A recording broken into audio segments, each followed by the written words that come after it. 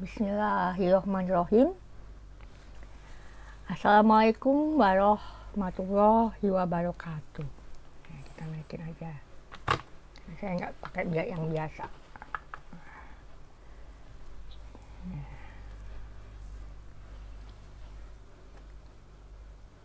In the name of God, most gracious, merciful,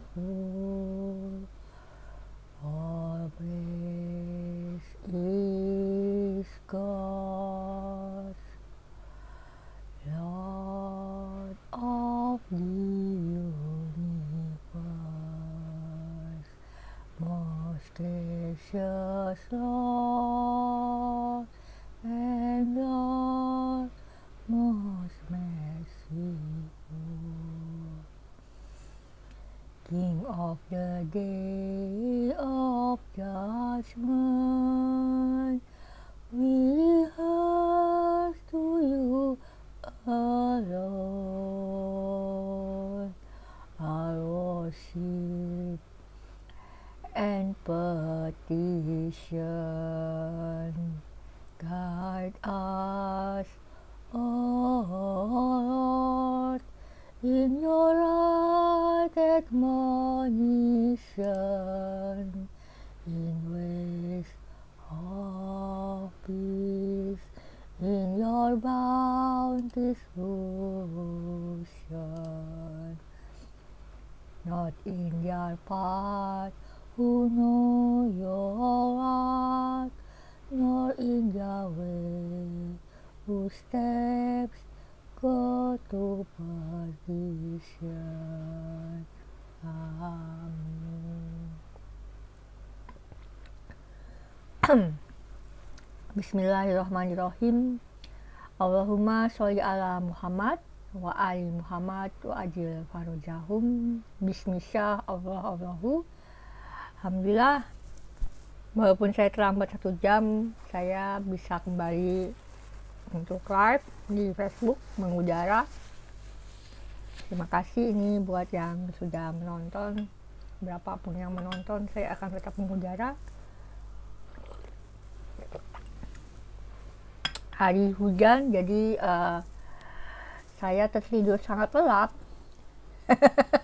malam dan sahur, jadi ya beginilah ya, akibat dari methylprednisolone. Ini nyalain methylprednisolone lagi ya, padahal methylprednisolone itu kan bisa membuat orang tidak tidur ya. Tapi kalau saya mah justru saya menikmati sekali kalau bisa tidur. Itu adalah suatu anugerah karunia dari Allah Subhanahu wa Ta'ala, sehingga tidak perlu untuk minum obat tidur. Karena tidur adalah satu cara untuk segera memulihkan keadaan tubuh kita, terutama untuk mereka yang hidup dengan autoimun ya. Nah,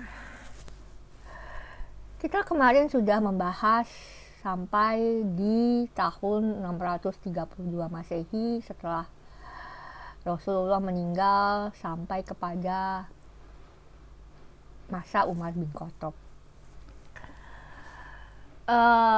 Saya senang dengan komentar dari banyak orang, terutama sahabat saya di Facebook, saudara Jaka Al-Barani, yang membahas lebih jauh mengenai Bani Hanifah dan juga kata Hanif yang digunakan di dalam Al-Quran.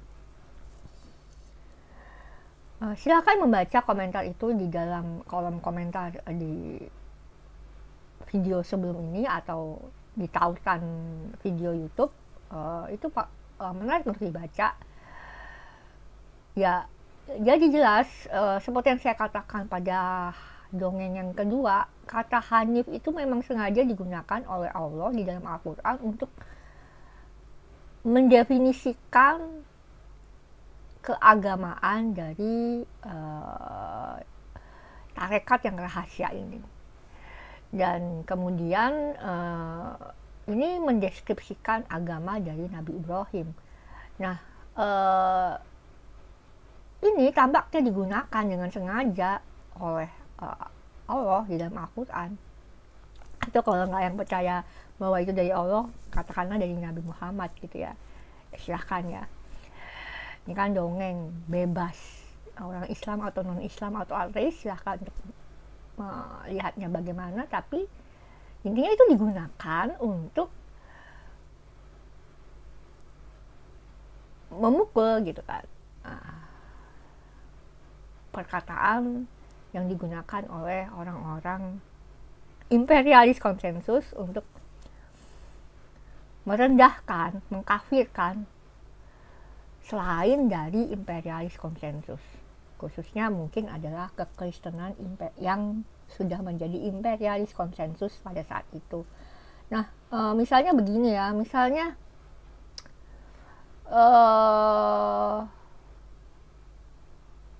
apa ya, saya berpikir ada satu kata, misalnya orang sama ini mengatakan bahwa untuk menghina satu kelompok, kemudian kata itu bisa ditulis, ya, dipelintir untuk menjadi kata yang baik, menjadi makna yang baru. Nah, ini adalah keunggulan dari saya sedang mencari contoh kata apa gitu ya. Ini menjadi keunggulan manusia ya, yang diberi contoh oleh Allah. Kamu manusia itu kan diberi kemampuan untuk memberi nama-nama. Nabi Adam itu diberi kemampuan untuk memberi nama-nama, istilah-istilah, terminologi. Bisa memberikan nama pohon, buah gitu kan, nama. Kalau susunannya Linus itu kan nama Latin, itu pohon macam-macam, itu kan kemampuan manusia yang dianugerahkan oleh Allah Subhanahu wa Ta'ala. Maka terminologi itu juga bisa kita gunakan dan kita pelintir. Maksud pemelintiran itu adalah untuk sesuatu yang lebih baik, jadi tidak lagi bermaksud untuk sesuatu yang mengolok-olok, merundung, dan lain sebagainya.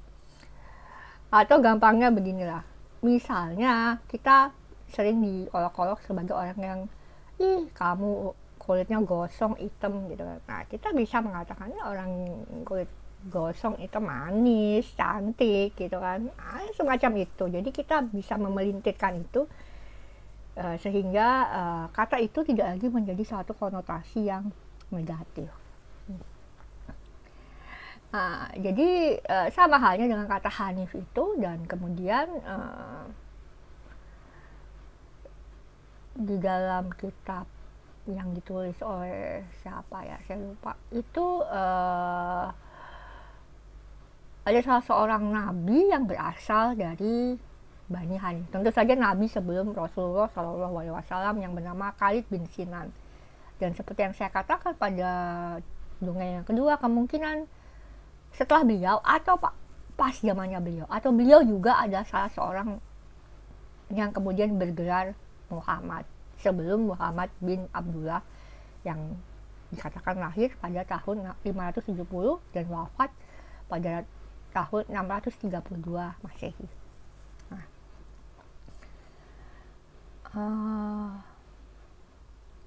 Gitu. Nah, kita kembali ke masa Umar bin Khattab.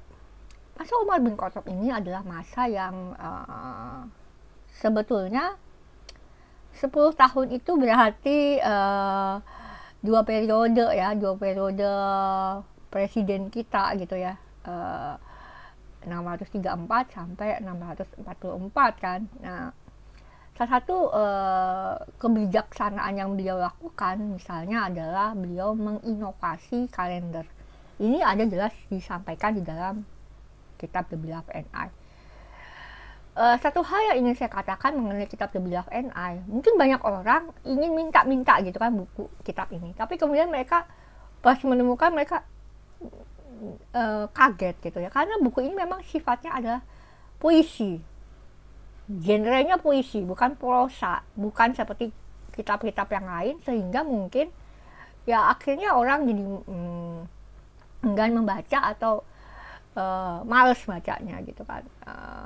apalagi kalau pakai bahasa Inggris gitu kan. Nah, ini anak sastra Inggris aja belum tentu gitu kan punya satu koneksi untuk membaca itu. Ya. Hari ini saya memakai kaos angkatan sejarah biar ketahuan saya ini alumni sejarah. Ya. Ini bisa kelihatan nggak sih, ini seru kan, seru. Nah, itu sejarah Unpad. Walaupun saya nggak ikut kemarin reuninya, tapi saya beli kaosnya. Jadi begitu. Jadi tadi sampai mana? Ya. Walaupun itu adalah kitab yang sangat besar, jadi mungkin orang merasa ya sulit membacanya. Tapi mungkin kalau orang yang sudah terbiasa dengan sastra dan puisi, ya dia akan menikmati itu.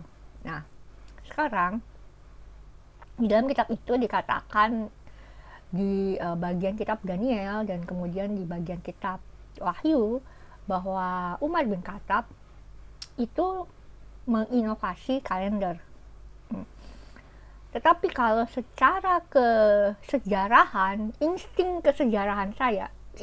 kesejarawanan saya melihat itu tidak mungkin pada masa Umar itu sudah sedemikian established, sudah sedemikian mapan. Gini, maksudnya mapan itu adalah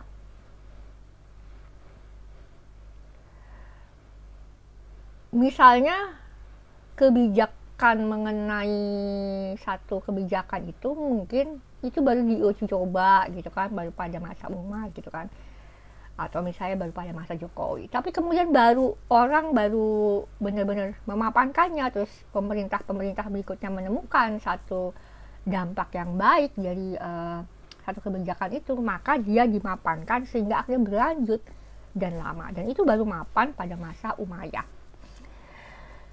Ini sama, jadi Umar itu di dalam masa Umar itu 10 tahun itu dia banyak sekali menghasilkan kebijakan itu, karena beda ya, Abu Bakar itu cuma 2 tahun, jadi mungkin tidak begitu banyak bisa memberikan satu kebijakan yang inovatif. Nah, Umar ini adalah seorang yang sangat kreatif, dan beliau itu dibesarkan di dalam keluarga yang sangat Yudaisme ya.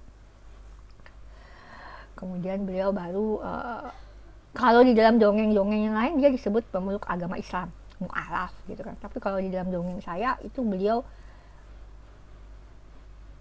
memeluk, menerima sebagai anggota tarekat yang sama dengan Rasulullah. Saya bersedia jadi anggota tarekat Al-Islam. Gitu. Nah, banyak, misalnya tadi inovasi kalender, kemudian taraweh, kemudian sholat Jumat. Jadi yang paling inovatif jelaslah taraweh ya, tapi sholat Jumat itu misalnya tadinya pada masa Rasulullah sebelum adanya Sabat. Jadi malam Sabat itu biasanya jatuh ketika matahari benar-benar tenggelam dan gelap, kemudian jatuhlah masa Sabat. Sebelum masa itu, orang-orang yang ada di Yatrib ini dia biasa untuk berkumpul dan beribadah. Nah, kemudian ini menjadi satu kegiatan rutin karena ini sudah menjadi satu tradisi di wilayahnya Yatrib dan Rasulullah hidup di situ. Akhirnya kemudian ini dilegislasi atau dijadikan satu cara yang baik untuk dilanjutkan. Nah, itu yang dikenal sebagai sholat Jumat. Nah,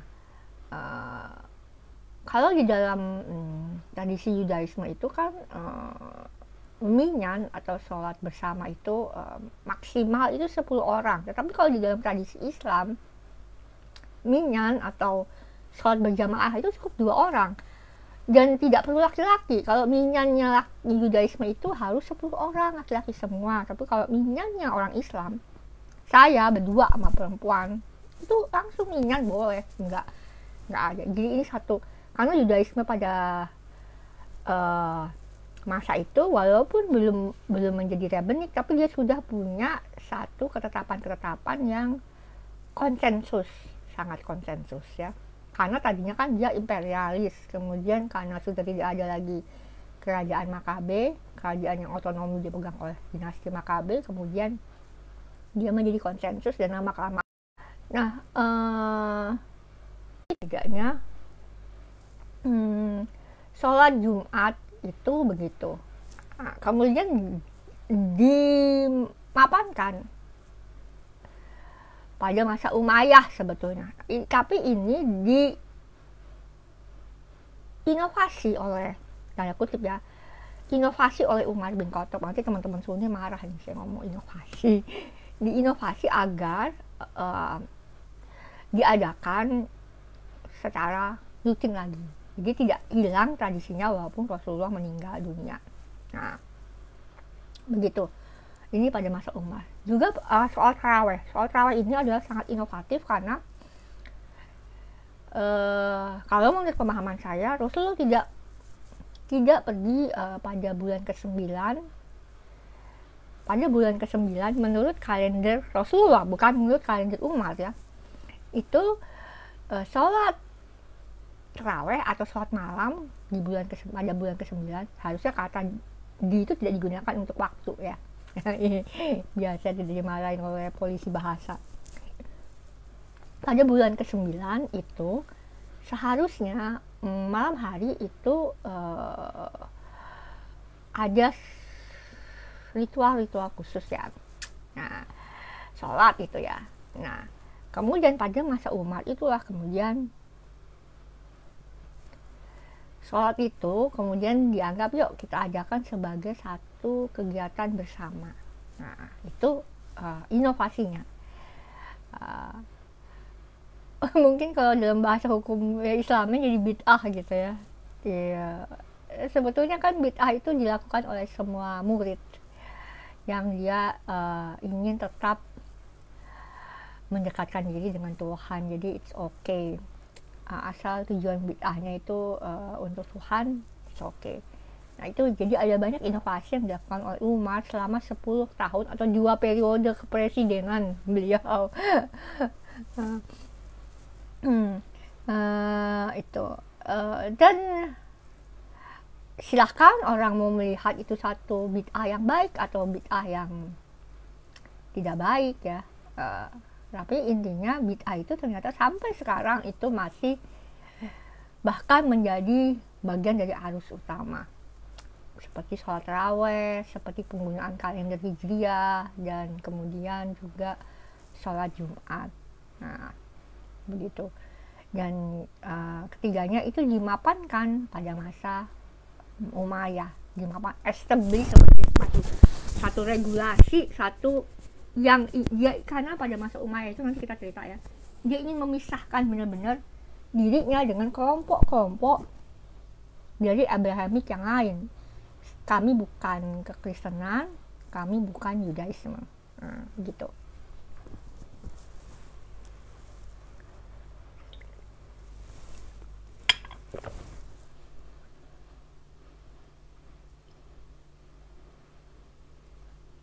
Kita kembali ke tulisan saya. Memang ada yang sebagian saya tulis dan sebagian yang tidak ya.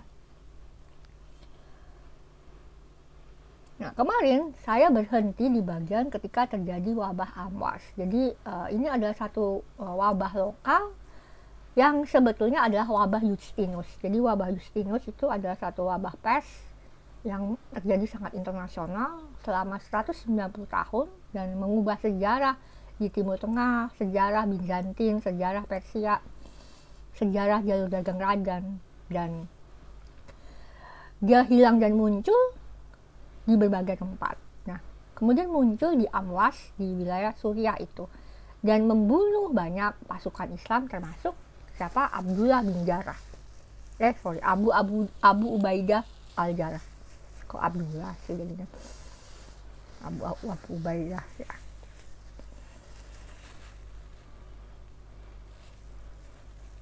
Jadi nama Abu Ubaidah ini banyak banget ya.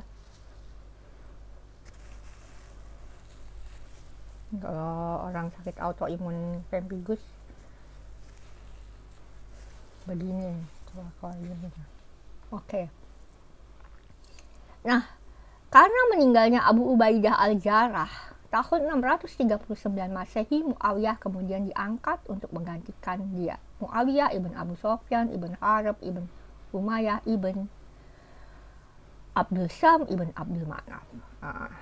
Jadi itu masih sepupu udek-udeknya Rasulullah kalau nggak salah ya. Udek-udek atau wareng ini ya.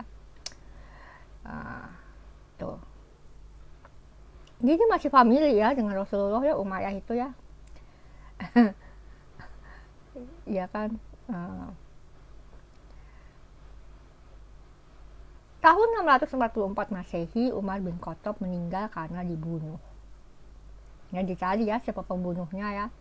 Saya tidak ingin membahas itu, tetapi sesuai wasiatnya Utsman bin Affan kemudian menggantikan beliau. Nah, kenaikan Utsman bin Affan ini pada tahun 644 Masehi itu adalah nubuatan yang telah disampaikan oleh Sang Pir Yesus Kristus atau Nabi Isa Al-Masih tentang adanya penunggang kuda hitam. Penunggang kuda ketiga. Ini sekarang kudanya hitam. Kemarin merah, kemudian kemarinnya lagi putih. Sekarang jadi hitam. Hitam itu ada satu warna yang baik loh sebetulnya. Jadi jangan body shaming dengan orang yang hitam ya, dengan yang berkulit hitam. Nah, hitam itu artinya ada sesuatu kedalaman di situ. Kedalaman makna kan biasanya kalau dimaknai logonya IMM itu suka dimaknai hitam adalah kedalaman diri, kedalaman ilmu ya. Nah, penunggang kuda ketiga dengan timbangan yang ada pada dirinya. Ini adalah Wahyu ke-6 juga ya. Coba dilihat di pasal ke-6 Wahyu. Kenapa ini? Karena beliau ada seorang pengusaha yang ulet dan cerdik. Jadi beda nih ya, dua orang khalifah. Kalau Abu Bakar, beliau adalah seorang sesepuh yang sangat dihormati, tetua adat gitu, yang sangat dihormati. Beliau saudagar juga mungkin, tapi beliau tidak beda sedikit ya dengan Utsman ini. Nah, Umar, beliau ini adalah seorang tipe sangat politisi ya, negarawan gitu kan, yang sehingga beda, banyak sekali orang-orang itu sangat mengagumi Umar gitu kan. Nah, sampai sekarang itu pengagumnya Umar sangat banyak, sehingga juga pembenci beliau banyak, hatersnya beliau banyak ya gitu kan. Nah, kalau Utsman dia itu tipikal yang sangat businessman.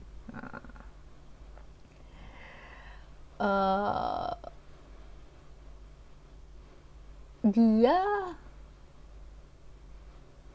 mungkin memiliki satu pengaruh yang sangat besar di jalur dagang radan, sehingga beliau dianggap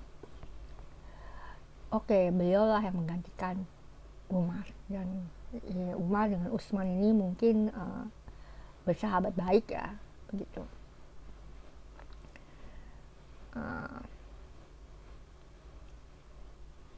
Berapa lama kira-kira Utsman ini memerintah? Ini sama, kira-kira 12 tahun. 10 tahun, 12 tahun ya, 2 periode. Kalau di negara Irlandia itu 2 periode itu sekitar 6 hingga 7 tahun. Jadi kali 2, 14 atau 12 hingga 14 tahun ya. Itu kalau di Irlandia.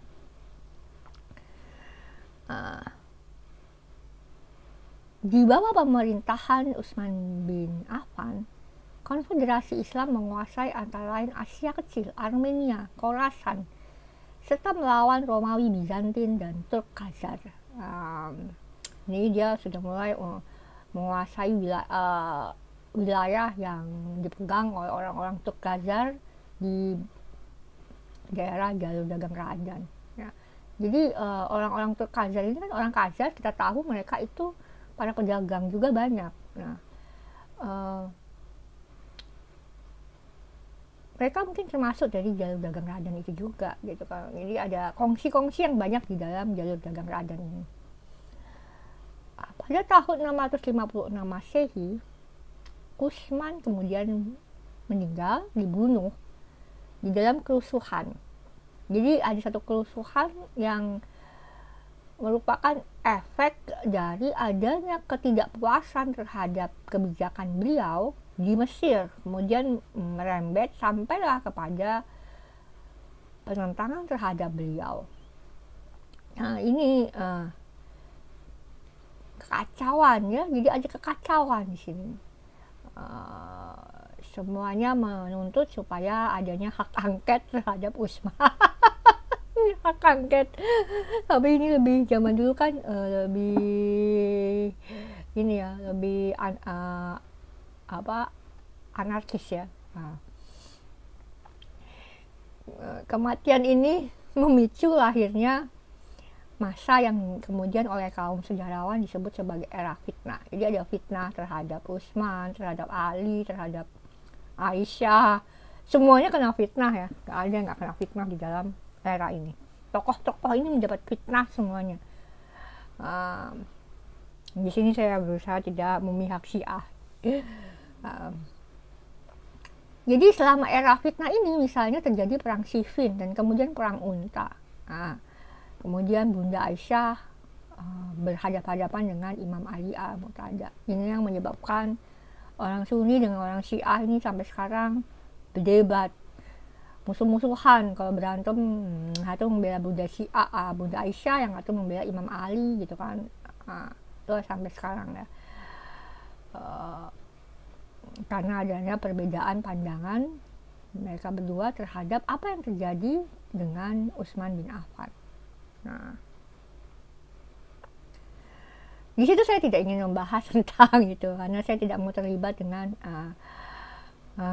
percekcokan Syiah dengan Sunni ya, tentang Bunda Aisyah dengan Imam Ali. Intinya Bunda Aisyah itu pada masa itu masih sangat muda, mungkin baru berumur ketika tahun 622 itu dia 18 tahun, mungkin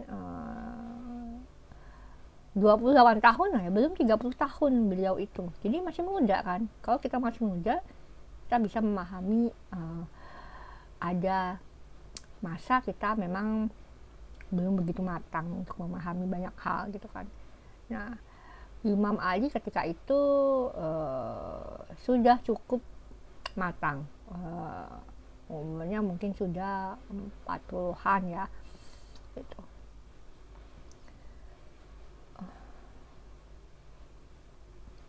Setelah perang-perang itu, tahun 656 Masehi, Imam Ali kemudian diterima oleh kongsi-kongsi itu ya, sebagai khalifah atau pemimpin konfederasi Islam.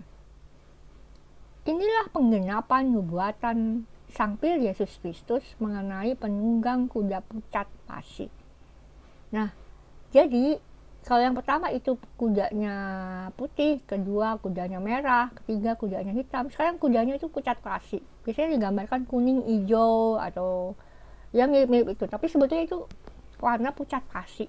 Ini menggambarkan keadaan umat Islam saat itu. Keadaan di mana pemerintahan Imam Ali pada masa itu sudah kacau balau. Gitu ya. Orang yang jadi di dalam nubuatan itu dikatakan begini, orang yang menungganginya itu bernama kematian dan kerajaan maut mengikutinya. Kenapa? Karena sejak itulah semakin dekat dengan adanya Ahlul Bait akan dibantai. Ahlul Bait Muhammad dan Ali.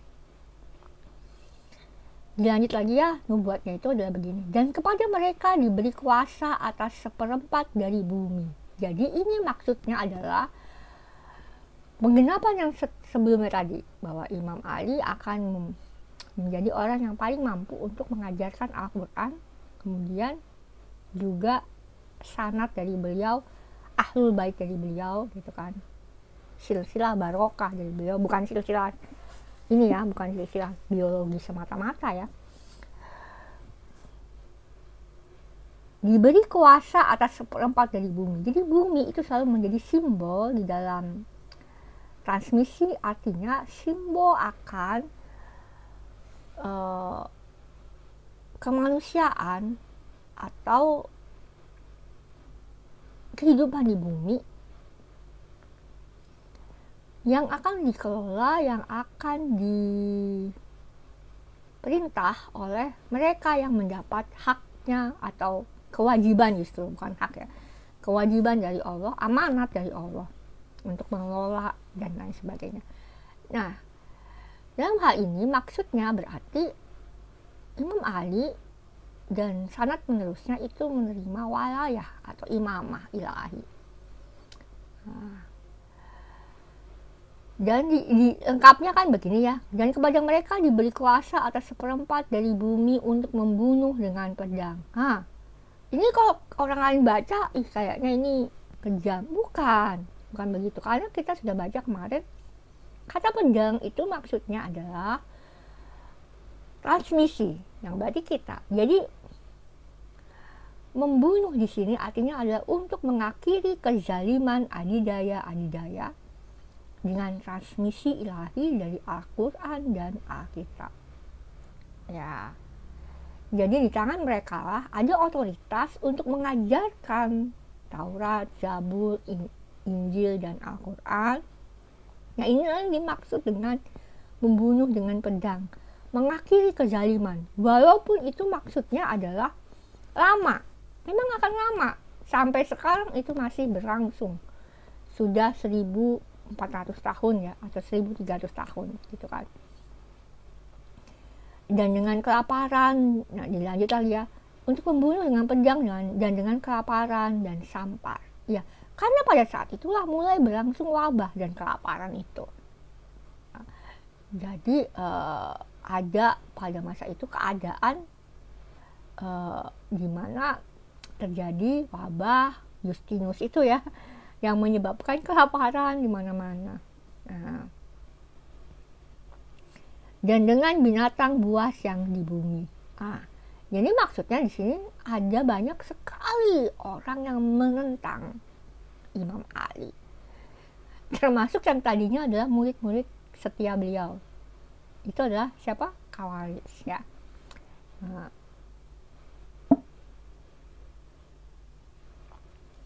Pemulihan atau reformasi pertama yang dilakukan Imam Ali pada tahun 657 Masehi adalah dengan memindahkan ibu kota Konfederasi Islam dari Yathrib atau Madinah ya ke Kufah. Nah, saya sudah bilang kemarin bahwa Madinah itu adalah nama daerah yang menjadi pusat kongsi yang didirikan oleh Rasulullah untuk mereka yang sama-sama ingin memisahkan diri, ingin tidak berada di bawah kekuasaan adidaya atau Fir'aun Persia dan Fir'aun Romawi. Dan kebetulan letaknya adalah di kota Yathrib. Tadinya namanya Yathrib. Nah, kemudian sekarang oleh Imam Ali itu dipindah ke Kufah. Kenapa kira-kira ya? Nah, kota Kufah ini dibangun oleh orang yang bernama Sa'ad ibn Abi Waqqas pada tahun 636 Masehi. Sa'ad ibn Abi Waqqas ini seorang pendekar yang kalau di dalam dongeng-dongeng itu selalu dikenang sebagai orang yang menyebarkan Islam di Asia Timur, di Tiongkok, negara nenek moyang saya. Jadi bisa jadi saya itu keturunannya Sa'ad ibn Abi Waqqas, ya. Bisa jadi ya. Jadi beliau ini menyebarkan Islam tanda kutip, atau beliau itu menjadi seorang sufi mursyid yang dia banyak muridnya di Tiongkok selama zaman dinasti Tang. Itu zaman ini berarti adalah zamannya siapa coba? Zamannya Maharani. Kalau zamannya Imam Ali itu berarti zamannya Wu Zetian. Tapi kalau zamannya Sa'ad itu berarti zaman suaminya Wu Zetian dan anaknya Wu Zetian. Kalau zamannya Imam Ali udah zamannya Wu Zetian. Wu Zetian ini adalah satu-satunya maharani perempuan yang pernah ada di Cina. Jadi nggak pernah ada maharani. Ada sih ratu-ratu kecil gitu ya. Itu juga nggak lama, ada yang cuma 2 tahun, setahun.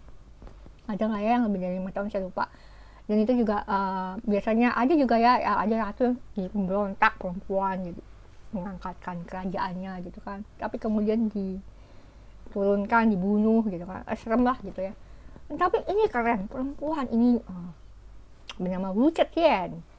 Saya nggak tahu bagaimana intonasi Wu Zetian ya. Wu Zetian ini tadinya dia cuma selir gitu kan.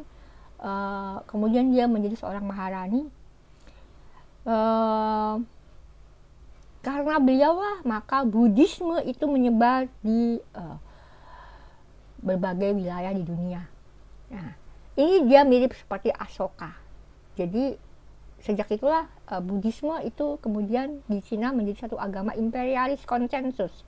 Karena dia sudah menjadi satu bagian dari dakwah imperialismenya Wu Zetian. Nah, beliau sangat mendukung. Sejak sebelum beliau jadi maharani ya, beliau itu udah mendukung yang namanya Biksu Tong.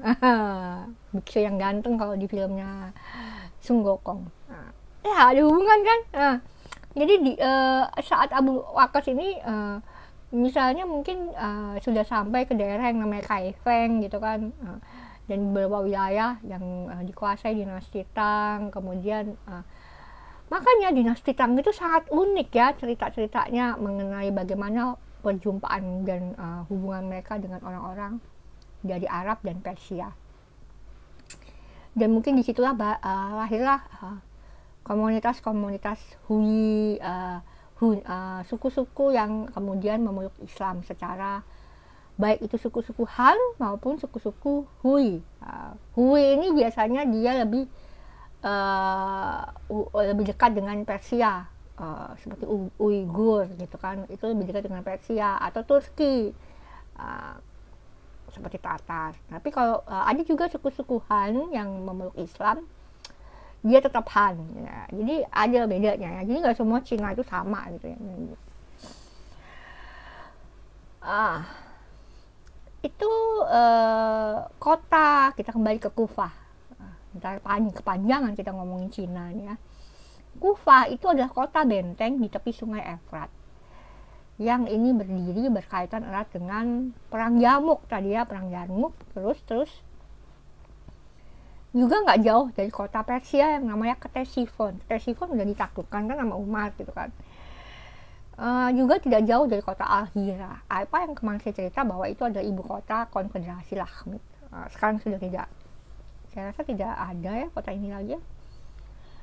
Ktesifon juga nggak ada kayaknya ya. Saya nggak tahu lah ya.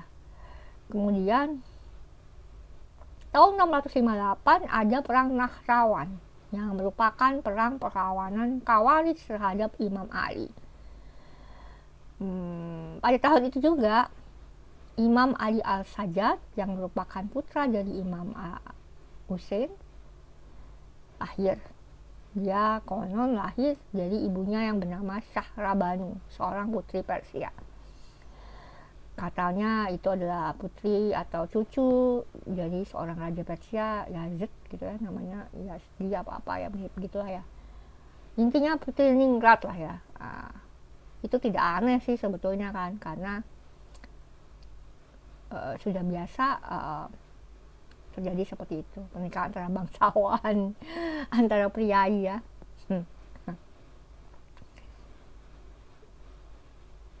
Nah, sekitar setahun kemudian dari perang Nahrawan itu, Muawiyah itu mulai melakukan penaklukan. Ya, dia mulai kayaknya dia merasa wah, kayaknya saya harus menjadi penguasa selanjutnya. Betul benar, pada tahun 660 ini masih pada zamannya Imam Ali menjadi khalifah loh. Muawiyah itu udah memproklamasikan dirinya sebagai khalifah di Damaskus. Sekarang Damaskus itu ada di mana sih? Damaskus itu kan ada di wilayah Levan, Suriah.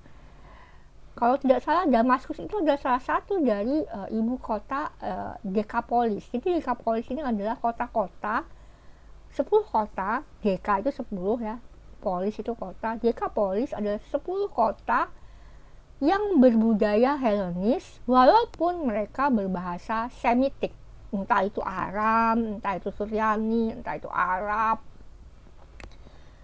Ibrani enggak ya, Ibrani sudah sepertinya sudah punah pada masa itu, walaupun hanya sebagai bahasa tulis. Nah, artinya Damaskus itu tadinya adalah wilayah bagian dari Bizantin, ya, atau yang dipengaruhi oleh kebudayaan Bizantin.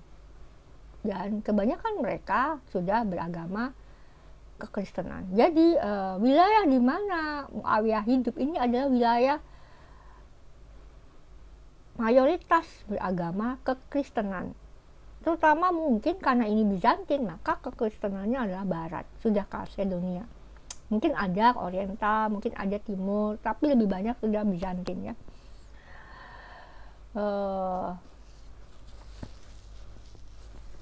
Jadi kalau kita ke Damaskus sekarang pun itu kan masih banyak sekali orang-orang Kristen Ortodoks yang Bizantin ya.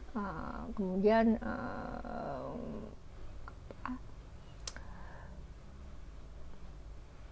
Katolik gitu kan, masih banyak, sangat kuat di Damaskus, Suriah itu ya, sampai sekarang. Jadi ini saya sudah mau 10 menit lagi kali ya. Jadi ini ya, setahun sebelum terjadinya pembunuhan Imam Ali ini, Muawiyah itu udah mendeklarasikan dirinya sebagai khalifah di Damaskus. Jadi ini menunjukkan bagaimana dia sangat ingin berkuasa di atas konfederasi Islam. Karena konfederasi Islam pada masa ini sudah menguasai banyak sekali wilayah jalur dagang radan yang sangat potensial dan sangat strategis secara politik dan ekonomi. Dan Imam Ali semasa beliau memerintah itu sudah tidak lagi melakukan penaklukan, tidak ada conquest, tidak ada pengamanan jalur, tidak ada yang seperti itu lagi ya. Jadi beda dengan masa Abu Bakar, masa Umar dan Utsman. Beliau memimpin karena adanya kehendak, adanya tuntutan dari rakyat yang bergabung dengan konfederasi Islam bahwa gerakan Islam ini seharusnya dikembalikan kepada Imam Ali ibn Abi Thalib, gitu kan. Nah, kebetulan faksinya yang menerima ini, faksinya Ali, nanti saya akan menyebut di dalam sejarah berikutnya, saya akan menyebutnya sebagai faksi Ali, saya tidak akan menyebutnya sebagai Syiah ya. Nah, faksi Ali ini memiliki pengaruh dan menang pada zaman 656 Masehi itu, setelah Khalifah Utsman dibunuh dan meninggal. Nah, ini kebetulan menang. Ini sekali-kalinya faksi Ali menang tuh itu gitu kan. Tapi ada faksi-faksi lain. Kita akan melihat begini.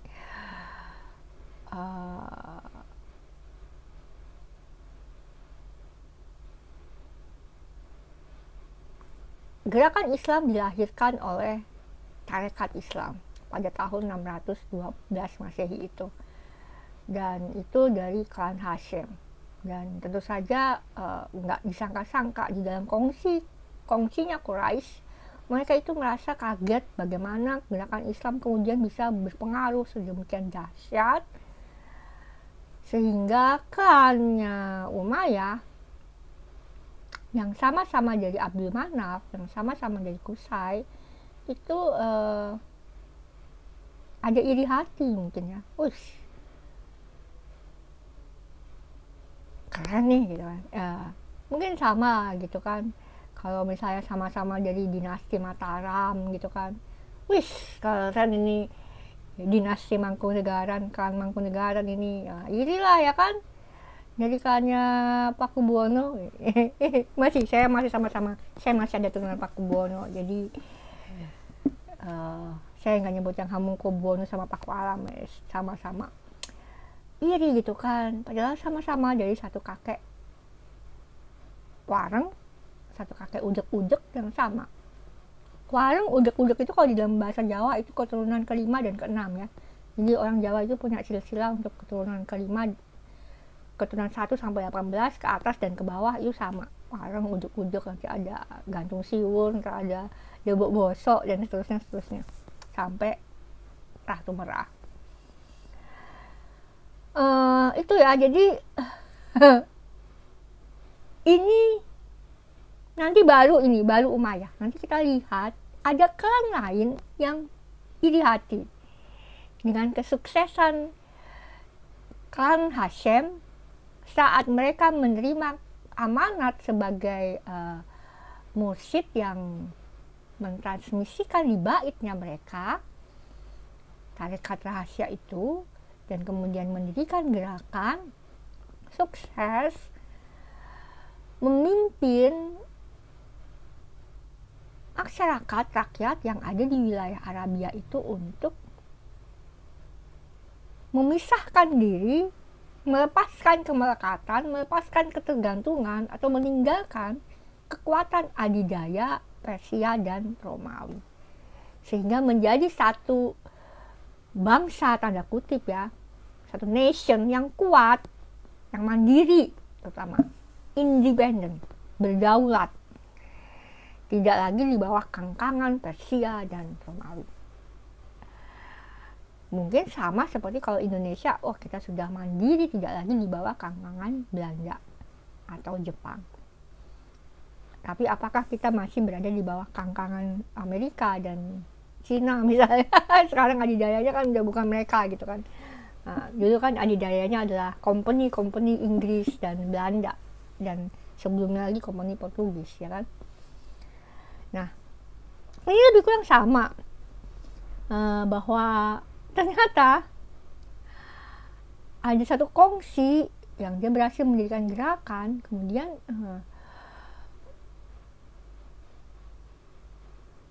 mampu untuk mendirikan gerakan yang berpengaruh. Dan ketika gerakan itu berada di tangan orang-orang yang anggaplah ambisius dan sangat bersemangat gitu ya, sangat bersemangat mesianis, contohnya adalah Umar bin Khattab gitu kan, bisa untuk menguasai wilayah-wilayah yang potensial dan strategis, bahkan wilayah Yerusalem. Nah, itu akhirnya kita melihat bagaimana ini nantinya akan menjadi satu fokusnya orang-orang di situ untuk saling berebut kekuasaan, berebut pengaruh untuk menguasai wilayah yang sudah dikuasai oleh Konfederasi Islam yang didirikan oleh Konsili Sakifah. Dan meskipun Imam Ali ibn Abi Thalib itu berusaha untuk memulihkan dampaknya, sayangnya beliau itu gagal secara politik, secara ekonomi. Beliau gagal untuk mengkonsolidasikan orang-orang agar kembali kepada kitabnya gerakan Islam yang dipimpin oleh Rasulullah SAW. Kenapa saya sebut kegagalan? Karena beliau dibunuh dan setelah itu malah jatuh ke tangan Umayyah, gitu kan. Dan beliau dibantai, keluarganya dibantai. Inilah, saya tidak mengatakan bahwa kegagalan itu satu kesalahan atau keburukan, tapi memang itu adalah kenyataan dan fakta yang tidak dapat disangkal bahwa beliau gagal. Dan untuk Dan itu bukan berarti beliau adalah orang yang lemah atau jahat, tapi memang inilah dunia ini, kita dipenuhi dengan berbagai tantangan kehidupan. Kadang kita gagal, kadang kita berhasil. Dan Allah tidak melihat kegagalan itu atau keberhasilan, tetapi Allah melihat proses yang telah dilakukan oleh Imam Ali untuk memulihkan gerakan yang sudah melenceng dari kitab yang disampaikan oleh, yang ditanamkan, digerakkan, didirikan, ditancapkan oleh Rasulullah Shallallahu Alaihi Wasallam. Nah, ya, jadi itu kita selesaikan sampai di kisah Imam Ali ibn Abi Thalib. Sebab pada tahun 661 Masehi, ya, pada bulan Ramadan atau Desember, itu Imam Ali meninggal, dibunuh oleh seorang Khawarij. Dan putra beliau yang sulung yang bernama Hasan, kita sebut sebagai Imam Al-Hasan, itu awalnya beliau didapuk untuk melanjutkan kekhalifahan. Dan memang secara tarekat beliaulah yang melanjutkan sanad Imam Ali. Tetapi kemudian beliau mengalah, ya, karena pada masa itu Muawiyah itu sudah kuat, ya. Kemudian koalisi-koalisi itu lebih mendukung Muawiyah, sehingga Imam Al-Hasan itu dalam tanda kutip mengalah. Dan kemudian akhirnya sejak itulah konfederasi Islam bisa dikatakan sudah tidak ada, tetapi menjadi kekhalifahan Islam di bawah dinasti Umayyah, ya, itu. Jadi ini sekarang namanya adalah kekaisaran Islam, bukan lagi satu konfederasi, ya, karena itu nanti kalau konfederasi itu kan lebih kepada kepemimpinannya itu berdasarkan satu musyawarah atau satu wasiat, dan tidak harus keturunan gitu kan. Tetapi kalau kekaisaran ini kan lebih kepada harus satu klan gitu kan. Abu Bakar, Umar, dan Utsman ini kan bukan satu klan, ya. Ali juga bukan satu klan gitu dengan mereka berempat. Nah, sebelum saya tutup, karena ini judulnya adalah dongeng tentang Mahdawiyah dan Mesianisme, kembalinya kaisannya, ini tahun 661 Masehi ini, ya, sebelum beliau dibunuh, Imam Ali dibunuh, beliau itu telah memberikan satu wasiat yang kita lihat di dalam hadis begini. Hasan dan Husain adalah kedua mataku, sedangkan Muhammad adalah kedua tanganku yang memegang pedang. Nah, Hasan dan Husain adalah saksi dari penggenapan nubuat yang disampaikan Nabi Isa Al-Masih nanti setelah beliau meninggal. Kita akan lihat itu, bagaimana itu menjadi kenyataan. Tapi Muhammad di sini adalah putranya yang kita kenal sebagai Muhammad Al-Hanafiyah. Kok disebut sebagai yang tangannya yang memegang pedang? Apakah maksudnya perang? Kebanyakan pendongeng akan bilang perang, ya. Kalau seperti yang saya katakan, pedang di sini berarti satu transmisi, simbol transmisi. Artinya beliau itu diberi tanggung jawab, tugas khusus untuk memelihara Al-Quran. Dalam tanda kutip, memelihara Al-Quran ini berarti menyalin gitu kan, menjaga naskahnya, dan seterusnya. Jadi ini adalah pembagian tugas, pembagian peran yang sudah diwasiatkan oleh Imam Ali sebelum beliau meninggal, dibunuh pada bulan Ramadan 661 Masehi. Nah, dan ini ada kaitannya nanti dengan sejarah